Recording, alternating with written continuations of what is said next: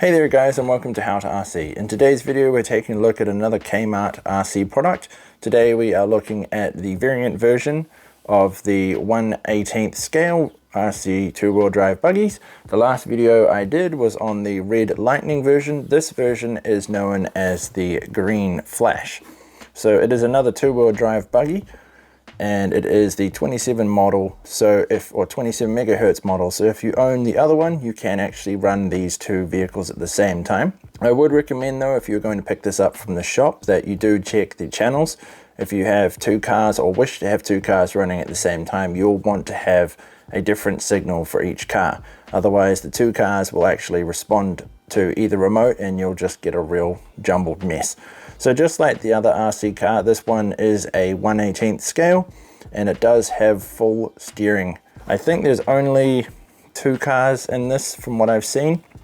It may vary or differ from Kmart to Kmart, but from what I've seen so far, there's only two. And just like the other one, there is the instructions on the bottom of the box. So if you don't know how to install the batteries and do all the setups, it is there. If you do need to know how to set up this buggy, I have a video, either it's up here or it's up here, that'll show you how to do all the installations and setup of the aerials, as well as putting in the batteries. Okay, so we've seen what the RC car looks like through the box, so we'll pull it out and we'll have a look at it and compare it to the other one. Okay guys, welcome back. We have got the two cars in front of us now. So the one on the right is the red lightning model that I unboxed in another video, and our new green flash two-wheel drive is on the left.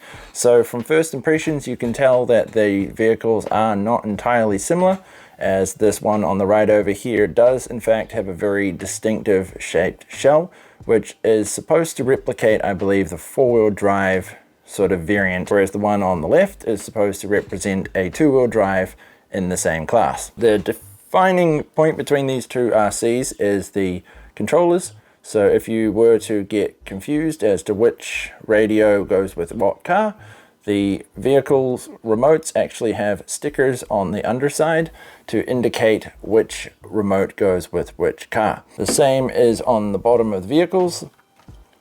If we rotate these over, you will notice that there are stickers on the front steering assembly that indicate the vehicle's channel. Although these vehicles are very much the same, they do unfortunately share a very common flaw, and that is unfortunately the fact that they run on AA batteries, which makes these a very, very energy hungry vehicle.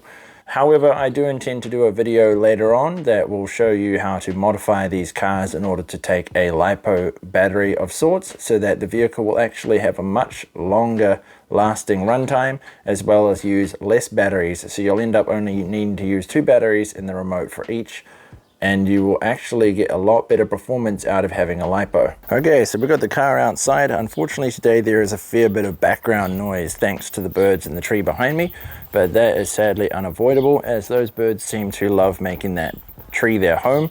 I think there's also some people off to my left having a chat about something, so hopefully they don't become too much of an irritation. But we'll give this car a test outside and see how well it goes.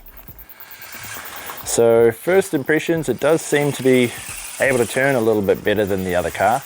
I think that might be something to do with the wheelbase at the front.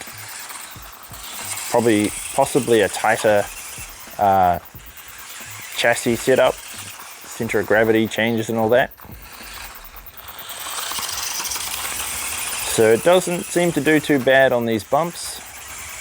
We could also at some later point put some form of other spring in there to make these cars a little bit more bumpy, or bump handling. Oh, there's the wall. Okay, so we're on the other side of our driveway now. So this has got a little bit more of a bumpy terrain feel to it. So we'll be able to get some more better testing out of this buggy. See how well it does on these bumps. It's a bit of a concrete lip there, so I'll try and go back over there. See if I can get the buggy to do a good jump. Okay, so it kind of bunny hops. It just kind of hops over little bumps at the moment. We're going to need to give it a definite speed boost to be able to see any major results. Okay, final thoughts. These buggies are pretty good for what they're worth. They do need a few tweaks here and there, especially on the power side of things, the steering is affected by the lack of juice coming from the battery source. So as I was saying before, you do end up running into a issue with the motors trying to share the power. But if we tweak this with a LiPo battery, the vehicle will get full power to both motors and will last for a lot longer. Do I think it's worth buying one of these? I would say if you want to do a bit of bashing around with RC inside, yes, this is definitely worth the money. However, if you were going to stick with just a AA setup, you would end up going through a lot of batteries. So later on, if you do end up buying one of these, stay tuned for my LiPo conversion video, as we will do a tweak to these cars and give them a heck of a lot more oomph. If you enjoyed this video, guys, be sure to give me a like. If you're not part of the How to RC family already, hit that subscribe button down below and join me for future videos. But until next time, guys, as always, I'll see you on the track.